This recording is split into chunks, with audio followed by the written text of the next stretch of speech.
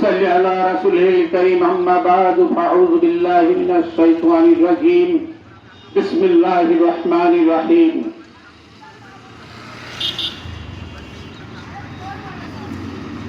ত্রয়োদশ জাতীয় সংসদ নির্বাচনের যশোর 85-1 শাসক উপজেলার সংসদ প্রার্থী আমি আলহাজ মোহাম্মদ বখতিয়ার রহমান আপনাদের তার প্রান্তে দাঁড়িয়েছি। এই মুন্সিবাজার আমার অত্যন্ত প্রিয়, আমার জন্মভূমির একেবারে নিকটস্থ জায়গা। আপনারা সবাই আমার অত্যন্ত আপনজন। আর এখানে যারা দাঁড়িয়ে আছেন শার্শা উপজেলা ইসলামী আন্দোলন বাংলাদেশ ইসলামী আন্দোলনের সাধারণ সম্পাদক ডাক্তার মনিরুজ্জামান উপস্থিত হয়েছেন, মুজাহিদ কমিটির সাধারণ সম্পাদক আবু রায়হান উপস্থিত আছেন, ইসলামী আন্দোলনের সম্মানিত সহসভাপতি আমাদের প্রিয় ভাজন শ্রদ্ধা ভাজন সাজু ভাই উপস্থিত আছেন,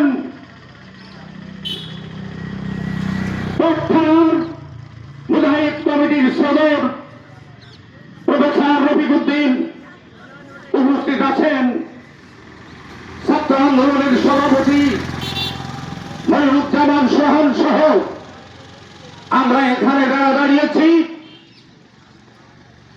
আপনাদের অত্যন্ত কাছের মানুষ, সংগ্রামী সাথী বন্ধুগণ, আমি বলতে চাই 54 বছর দেশ স্বাধীন হয়েছে। অনেক দেশের উত্থান এবং পতন হয়েছে, রাজনীতির অনেক রাজনীতির পালাবদল হয়েছে। আমরা কি দেখতে পাই, যারা রাজনীতির সিংহাসনে বসেছে তাদের ভাগ্যের উন্নতি হয়েছে, কিন্তু সাধারণ খেটে খাওয়া মানুষের ভাগ্যের কোন উন্নতি আমরা দেখতে পাইনি। আরো কি দেখতে পাই, দেশের ভিতরে জুলুম, অত্যাচার, নিপীড়ন, নির্যাতন, খুন, গুম অহরহ আমাদের মাঝে লেগে আছে। তাহলে আমরা কি দেখতে পেলাম, দেশ স্বাধীনতা অর্জন করে 54 বছর, এখনো আমরা স্বাধীনতা কি জিনিস আমরা এখনো পাইনি। এই জন্য আমরা বলতে চাই, অনেক পালাবদল হয়েছে, অনেক রাজনীতির উত্থান পতন হয়েছে। ইসলামী আন্দোলন বাংলাদেশ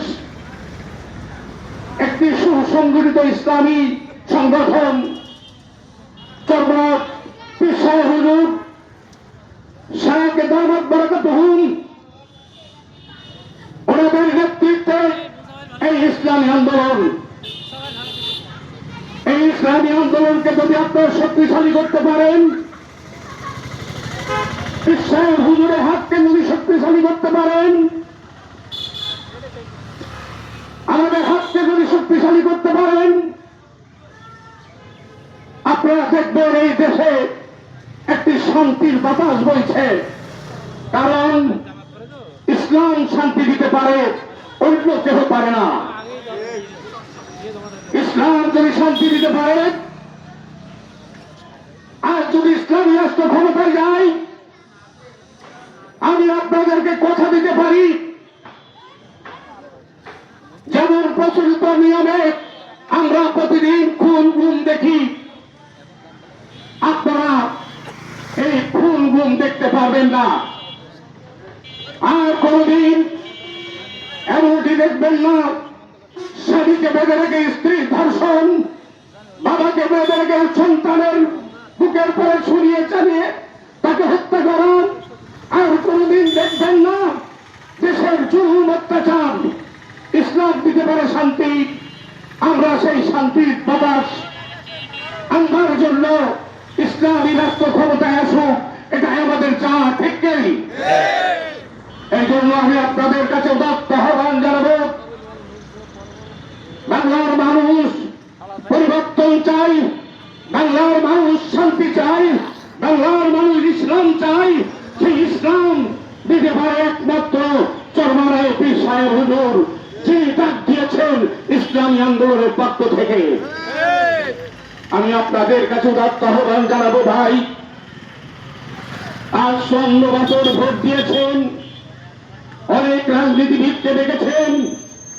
আমি আপনাদের কাছে কথা দিয়ে গেলাম, অনেক পাহাড় চলে গেছে, অনেক বটগাছ ঝরে গেছে। আপনারা আত্মটি ঘাস বলে আমাদের হাতকে একটু শক্তিশালী করুন। আপনারা দেখবেন সরকারের কোষাগার থেকে আর কোনদিন 2টা টাকাও ক্ষতি হবে না, তছরূপ হবে না, বেগম পাড়ায় বাড়ি হবে না। আমরা চাই জনমানুষের সঙ্গে মিশে, মা মাটির সঙ্গে মিশে সরকার গঠন করে আমরা সবার সঙ্গে তাল মিলিয়ে আমরা চলতে চাই। আমাদের কাছে একজন হিন্দু যেমন, একজন মুসলিম যেমন, একজন সানি যেমন, একজন কামার তেমন, একজন খেটে খাওয়া মানুষ তেমন, আমরা সমাধিকার ইনসাফ ভিত্তিক রাষ্ট্র, একটি ইনসাফ ভিত্তিক রাষ্ট্র আমরা দেখতে চাই। এই জন্য আমাদের হাত পাকা মার্কাকে ভোট দিয়ে, হাত পাকা মার্কাকে ভোট দিয়ে জয়যুক্ত করে সারসাভাষীকে ভোট করার একটু সুযোগ করে দিন। আপনারা অনেক দেখেছেন, অনেক বড় বড় গাছ দেখেছেন, ঝড় উঠেছে। আজকে ছোট্ট একটি গাছকে হাতে ধরে দেখুন, আপনাদের আমাদের খেয়াঘাত হবে না। আমি কথা দিয়ে গেলাম, আমাদের মাঠ থেকে একটি সরকারি টাকা লুণ্ঠন হবে না, একটি মানুষের ঘর বাড়ি ভাঙচুর হবে না, একটা মানুষের জমি তছরূপ হবে না, একটা মানুষ অত্যাচারিত হবে না। এই জন্য আমি আপনাদের কাছে আহ্বান জানাবো, চরমা পীর সাহেব হুজুরের মার্কা হাত পাকা মার্কা, এই হাত পাকা মার্কাকে বিজয় করে এই দেশকে একটি সমৃদ্ধশালী দেশ গড়ে তুলুন। আর আমি আপনাদের কাছে দোয়া চাই, আল্লাহ যেন যে কয়েকদিন হায়াতে রাখে, এই দিনের খেদমত করতে করতে আল্লাহ যেন আমাদের মৃত্যুবরণ করায়, ঈমান এবং আমলের সঙ্গে থেকে আল্লাহ যেন আমাদের ফিরে যান। এই দোয়া কামনা করে আমি আমার এই সংক্ষিপ্ত আলোচনা শেষ করছি, ইতি টানছি। আপনারা সবাই ভালো থাকবেন, সুস্থ থাকবেন, আমাদের জন্য দোয়া করবেন, আমিও আপনাদের জন্য দোয়া করি। আল্লাহ সকলকেই মঙ্গল করুন, আল্লাহ সকলকে দিনের বুঝদান করুন। আমা তৌফিক ইল্লা বিল্লাহ। আসসালামু আলাইকুম ওয়া রাহমাতুল্লাহ।